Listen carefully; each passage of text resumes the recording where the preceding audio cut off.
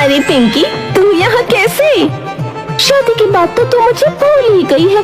मैं तेरे गांव के पास से ही गुजर रही थी तो सोचा तुझसे मिलने आ जाऊं।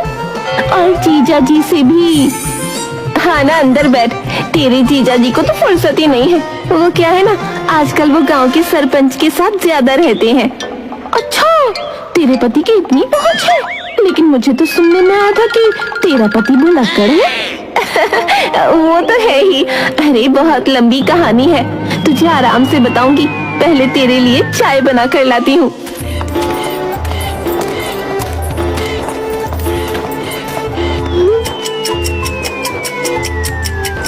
शर्मिली अपनी सहेली को चाय नाश्ता देती है।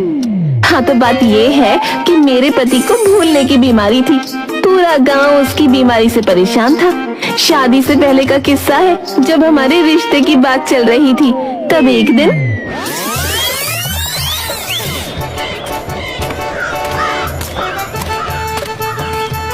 अरे पुट्ठा भाई, सुना है तुम्हारी मौसी तुम्हारी शादी करवा रही है। हाँ तो तुम इससे क्या है? अरे शादी के बाद कहीं अपनी बीवी को मत भूल जाना। ऐसा है? अब ज्यादा मत बोलो, समझे? मेरी मौसी मेरी शादी बहुत सुंदर लड़की से करवा रही है, इसलिए तुम लोगों को जलन हो रही है। जलन ना लो, भला हम तुमसे क्यों जलने लगे? हमें तो बस तुम्हारी फिक्र है। वैसे कब है तुम्हारी शादी? शादी? मेरी शादी है? हाँ, लेकिन कब है? हाँ, मेरी शादी जब होगी तुम्हें पता चल जाएगा, ठीक है? अरे पूरे हिंदुस्तान को पता चल जाएगा कि आज पुट्ठा की शादी है। हाँ, अरे कहीं शादी की तारीख भूल तो नहीं गए? पुट्ठा पैर पटकता हुआ गुस्से में वहाँ से चला जाता है। आखिर ये लोग अपने आप को समझते क्या है? इन्हें लगता है कि मैं कोई भुलक्कड़ आदमी हूँ। लेकिन वैसे मेरी शादी कब है? शायद मौसी ने कल के लिए कहा था। नहीं, शायद परसों के लिए कहा था। अब क्या करूं, याद ही नहीं आ रहा है। लगता है मौसी से बहुत डांट पड़ेगी। पुट्ठा सच में भूल चुका था कि उसकी शादी कितनी तारीख को होने वाली है। 2 दिन बाद पुट्ठा की मौसी उसके घर आती है।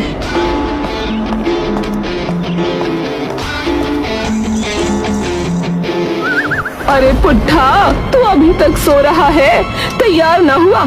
आज तेरी मंदिर में शादी है। क्या कहा? माफ करना मौसी, दरअसल मैं भूल गया था कि मेरी शादी किस दिन है। अरे नालायक, तू यही भूल गया कि तेरी शादी कब है? तेरे जैसे नालायक और भुलक्कड़ लड़के को मैंने ना देखा। चल जल्दी से तैयार हो जा।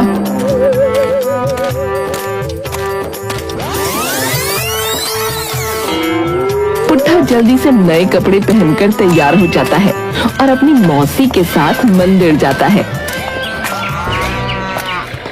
जहाँ शर्मिली दुल्हन के जोड़े में उसका इंतजार कर रही थी। अब पंडित जी, दूल्हा आ गया। अब जल्दी से दोनों की शादी करवा दीजिए।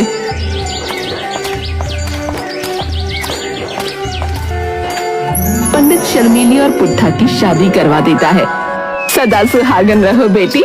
मैं तो दूसरे गांव में रहती हूँ, लेकिन फिर भी अगर ये नालायक पुट्ठा तुम्हें परेशान करे तो तुम मुझे बताना, मैं तुम लोगों से मिलने आती रहूंगी। हाँ। पुट्ठा अपनी पत्नी शर्मिली को लेकर गांव आता है। सुंदर बीवी पाकर पुट्ठा इतरा रहा था। अरे ओ काकी, देख लो जरा, ये मेरी पत्नी है। अभी शादी करके आ रहा हूँ। आप लोग कहते थे ना मेरी शादी नहीं होगी। देखो देखो, कितनी खूबसूरत बीवी है मेरी। वो तो ठीक है, लेकिन अपनी बीवी को अपने ही घर ले जाइयो, किसी और के घर ना ले जाइयो। वहाँ बैठी सभी औरतें हंसने लगती हैं। चलो शर्मिली, मेरी शादी हो गई ना, तो इन लोगों को बहुत जलन हो रही है। हाँ। पुट्ठा शर्मिली को घर ले आता है।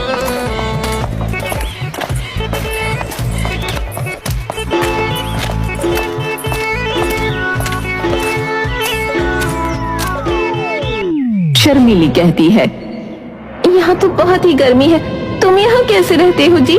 मुझे बहुत प्यास लग रही है, पहले मुझे ठंडा पानी ला कर दो। अभी ले जाता हूँ। पुट्ठा खुश होता हुआ अपनी बीवी के लिए ठंडा पानी लेने निकल जाता है।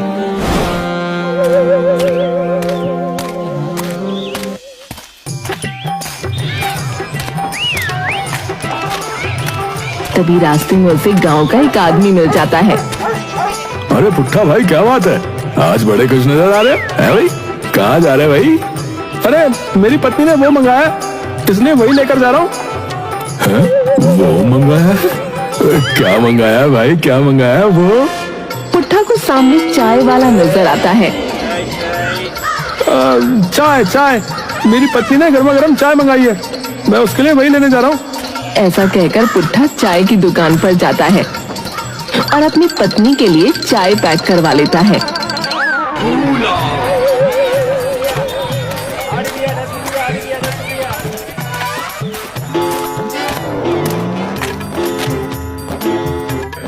लो शर्मिली, मैं तुम्हारे लिए गर्मा गर्म चाय ले आया। क्या गरम चाय?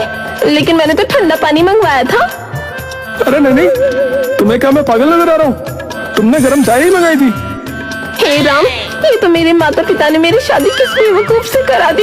ये तो लगता है भुलक्कड़ है। अरे भुलक्कड़ किसको कह रही हो तुम? मैं तुम्हारा पति हूँ, मेरी इज्जत करो और जो लेकर आया चुपचाप पी लो। इतनी गर्मी में गर्म चाय तू ही पी, बेवकूफ इंसान। मेरे तो भाग्य ही फूट गए। तभी गांव में पुलिस की गाड़ी का सायरन सुनाई देता है। पुलिस की गाड़ी की आवाज सुनकर पुट्ठा भागता हुआ वहां जाता है।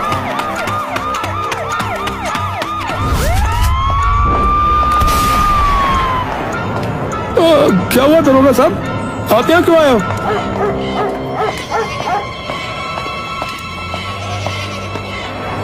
अरे दरोगा साहब, आप आ गए? अच्छा हुआ जो आप आ गए। देखिए ना, डाकुओं ने मेरा पूरा घर लूट लिया। मैं तो लुट गई, तो बर्बाद हो गई दरोगा साहब। अरे आप ऐसा क्यों कह रही हो पंडिताइन जी? डाकुओं ने आपको थोड़ी ना लूटा, फिर आप कैसे लुट गई? अरे पागल आदमी, क्या मतलब है तेरा? मेरा मतलब तो बस इतना सा था कि अरे तुम दोनों अपनी बकवास बंद करो, पहले मुझे मेरी बातों का जवाब दो। जब डाकू तुम्हारे घर में घुसे तब तुम कहाँ थी? दरोगा साहब, मैं पीपल के पेड़ के नीचे बैठकर औरतों से गप्पे लड़ा रही थी। हाँ देखा, घर में रहती तो डाकू घर नहीं लूट कर जाते। हाँ देखो दरोगा साहब, इसकी लापरवाही की वजह से इसके घर में डकैती हुई है। अरे भाई तू चुप बोल ले थोड़ी देर। अरे कोई है अरे जो इसको यहाँ से लेकर जाए? अरे पूरे दिमाग की दही करके रख दी इसने। ऊपर से इन डाकुओं ने तो जीना आराम कर रखा है। हर अगले दिन कहीं ना कहीं डकैती कर ही लेते हैं साले। हाथ ही नहीं आ रहे, वरना उनको तो अच्छा सबक सिखाऊं मैं। मुझे नहीं पता दरोगा साहब, उन डाकुओं को किसी भी तरह पकड़ लीजिए।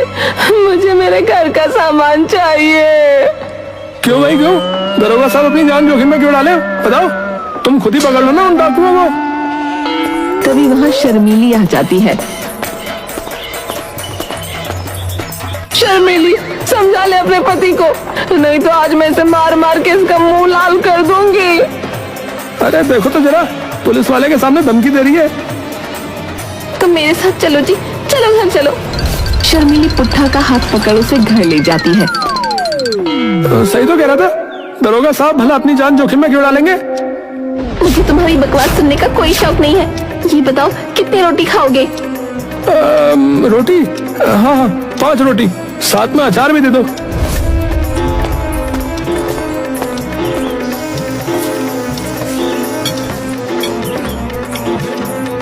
शर्मीली पुट्ठा को खाना परोस कर देती है। तब पुट्ठा कहता है, अरे ये क्या लेकर आई हो? मैंने तुम्हें चावल लाने को कहा था ना, मुझे खाने में सिर्फ चावल पसंद है, समझी? पागल इंसान, अभी तो तुमने रोटी लाने को कहा था। अरे तुम्हें भूलने की बीमारी है क्या? अरे बोलता कुछ हूँ करती कुछ हो। उल्टा चोर कोतवाल को डांटे। भुलक्कड़ खुद है, मुझे भुलक्कड़ कहता है। शर्मीली पुट्ठा को चावल निकाल कर देती है।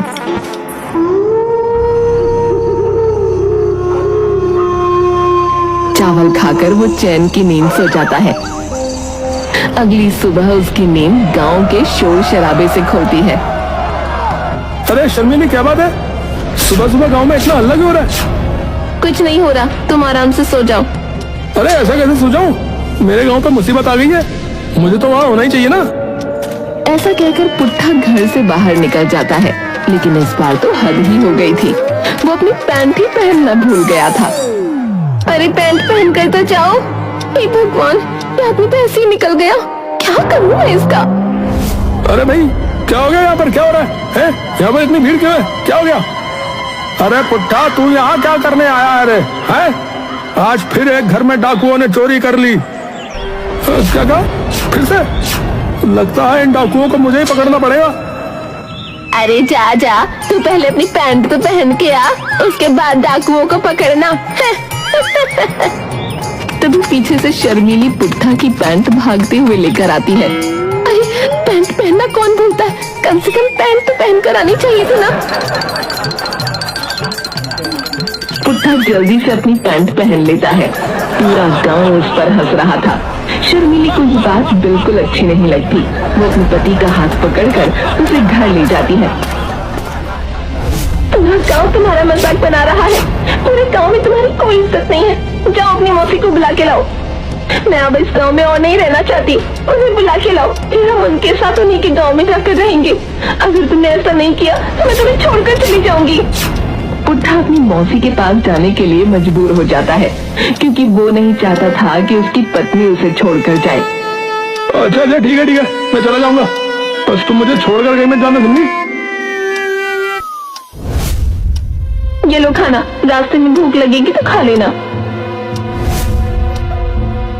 खाना लेकर पुट्ठा मौसी के घर के लिए निकल पड़ता है।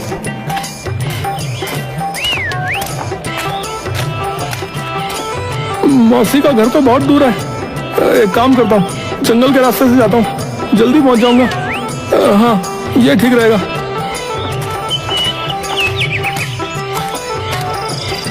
पुट्ठा जंगल के रास्ते मौसी के घर जाने लगता है। चलते चलते उसे काफी भूख लगने लगती है। शर्मिली ने खाना दिया था, यहीं बैठकर खा लेता हूँ, बहुत भूख लग रही है। पुट्ठा वहीं बैठकर खाना खाने लगता है। तभी कुछ लोग उसको आसपास से घेर लेते हैं। अबे कौन हो तुम लोग, और मेरे आसपास क्यों खड़े हो? देखो, खाना चाहिए तो मैं नहीं दूंगा, बता रहा हूँ, क्योंकि ये मेरी पत्नी ने बहुत प्यार से बनाया मेरे लिए। हाँ। अबे ओए, हम डाकू है, डाकू। हमारे सामने होशियारी नहीं चलेगी, समझा? तेरे पास जो भी पैसे, गहने, जेवर हैं, चुपचाप हमारे हवाले कर दे। अच्छा अच्छा, तो तुम ही हो वो डाकू वाकू है जो रोज हमारे गांव के घरों में चोरी करते हो? अच्छा हुआ तुम लोग मुझे यही मिल गए। अब मैं तुम लोगों को छोड़ूंगा नहीं। वो लोग पुट्ठा की तलाशी लेते हैं, लेकिन उन्हें उसके पास कुछ नहीं मिलता। सरकार, इसके पास कुछ नहीं है। बांध के यहीं छोड़ दो साले को। अरे रुको, अरे मेरा मौसी के घर जाना बहुत जरूरी है, नहीं तो मेरी पत्नी मुझे छोड़कर चली जाएगी। अगर तुम्हें पैसे चाहिए तो मेरे साथ मौसी के घर चलो, मैं तुम्हें मौसी से पैसे दिलवा दूंगा। हैं? क्या कहा? क्या तेरी मौसी बहुत पैसे वाली है? हाँ, उसका पति जमींदार है। फिर तो हमें वहां जाना ही पड़ेगा। ए कालिया, सभी को कह दो इसके साथ चलने के लिए। आज हमारे हाथ मोटा माल लगा है, चलो। वो सभी डाकू पुट्ठा के पीछे पीछे चलने लगते हैं। पुट्ठा काफी देर से चल रहा था और डाकू भी उसके पीछे पीछे चल रहे थे। ए पागल, तेरी मौसी का घर कब आएगा रे? अरे बस आने ही वाला है, यहीं कहीं होना चाहिए, लेकिन कहीं दिखाई नहीं दे रहा है। सरकार, हम इस जगह 5वीं बार आ चुके हैं। यह आदमी हमें एक ही जगह पर घुमा रहा है सरकार। देख लड़के, मैं बता रहा हूँ, मेरे साथ होशियारी तुझे भारी पड़ेगी। हाँ, तू हम लोगों को बुद्धू बना रहा है, हम तुझे जिंदा नहीं छोड़ेंगे, बता रहा हूँ। अरे नहीं डाकू भाई साहब, डाकू जी, मैं बस थोड़ा रास्ता भटक गया था, हम बस पहुंचने वाले हैं।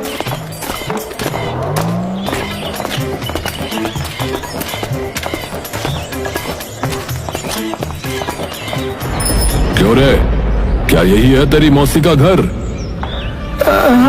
हाँ डाकू जी। तेरी मौसी तो सच में अमीर लगती है, इतना बड़ा घर। चल, हमें इस घर के अंदर ले चल। पुट्ठा डाकुओं के साथ घर के अंदर घुस जाता है। दरअसल वो घर दरोगा साहब का था। दरोगा साहब की पत्नी इतने सारे डाकुओं को देखकर घबरा जाती है। बाप रे, हमारे घर में इतने सारे डाकू घुस आए। अरे कोई बचाओ, जी देखिए घर में डाकू घुस आए, कोई बचाओ। देख औरत, ज्यादा शोर मचाने की जरूरत नहीं है, समझी? तभी दरोगा साहब अपनी बंदूक लेकर आ जाते हैं। सब अपने अपने हथियार नीचे रख दो और खबरदार, कोई भी अपनी जगह से नहीं लेगा, समझा? सरकार, इस लड़के ने तो हमें धोखा दे दिया। ये हमें पुलिस वाले के घर ले आया। दरोगा साहब, आप इस गांव में रहते हैं और ये आपका घर है क्या? अरे पुट्ठा, तू यहाँ क्या कर रहा है? मैं तो अपनी मौसी के घर जा रहा था, लेकिन जंगल के रास्ते में इन डाकुओं ने मुझे पकड़ लिया। मेरे पास इन्हें देने के लिए कुछ नहीं था, इसलिए मैं इन्हें मौसी के घर ले जा रहा था। लेकिन मैं अपनी मौसी का घर ही भूल गया और गलती से आपके घर पर आ गया। लेकिन आज तेरी भूलने की आदत ने एक अच्छा काम किया है पुट्ठा। तुझे तो इसका इनाम जरूर मिलेगा, लेकिन उससे पहले इन डाकुओं को सही जगह पहुंचा दूं। चलो रे। दरोगा साहब सभी डाकुओं को अरेस्ट कर लेते हैं। आज पुट्ठा की भूलने की आदत की वजह से सभी गांव वालों की परेशानी खत्म हो गई थी। दरोगा साहब पुट्ठा को लेकर उसके गांव पहुंचते हैं।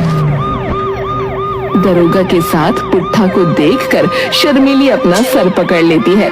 न जाने अब इस बेवकूफ ने क्या कांड कर दिया।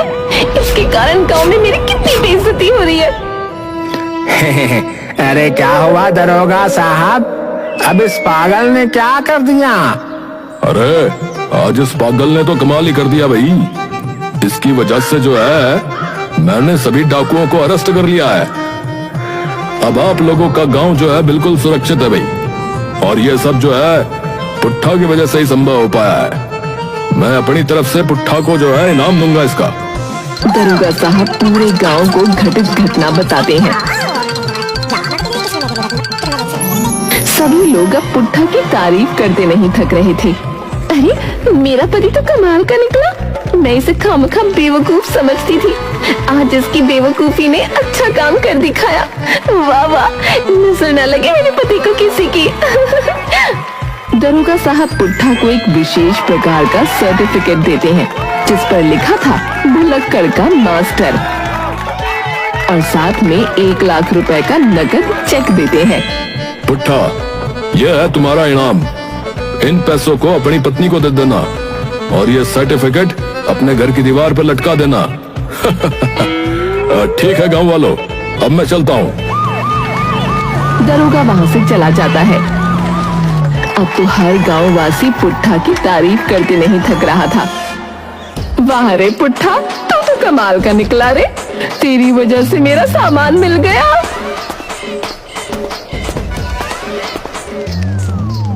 ये सब मेरे पति की वजह से हुआ है। अब आप लोग मेरे पति से हमेशा अच्छे से बात करना, वरना हम लोग दरोगा साहब से तुम लोगों की शिकायत कर देंगे। ऐसा कहकर शर्मीली वहाँ से चली जाती है।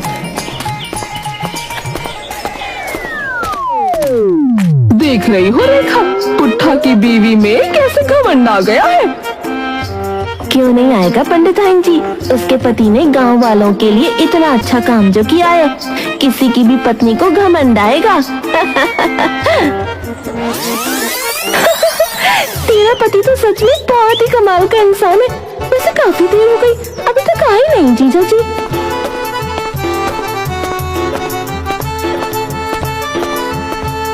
ले, तूने नाम लिया और ये आ गए। देखिए आपसे कौन मिलने आया है। ये मेरी दोस्त है पिंकी। वो सब तो ठीक है, लेकिन तुम कौन हो और मेरे घर में क्या कर रही हो? क्या कहा आपने? मैं आपकी पत्नी हूँ, आप मुझे भूल गए? हे राम, ये इंसान कभी नहीं सुधर सकता। अरे मैं तो मजाक कर रहा था पगली। पुट्ठा की इस बात पर सभी लोग जोर जोर से हंसने लगते हैं। अच्छा जल्दी करो मौसी, मुझे 1 गिलास लस्सी और बाजरे की रोटी दे दो, साथ में पुदीने की चटनी, जैसे बचपन में खाया करता था। मौसी लग रही हूँ मैं? तुम तुम नहीं सुधरोगे। अभी खिलाती हूँ पुदीने की चटनी और बाजरे की रोटी। और शर्मीली झाड़ू लेकर पुट्ठा के पीछे भागती है और पुट्ठा आगे आगे।